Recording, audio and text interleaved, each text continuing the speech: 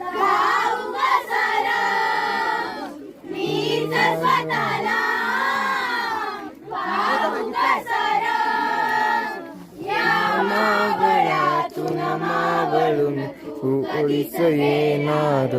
माझ्या राजा माझ्या शिवबार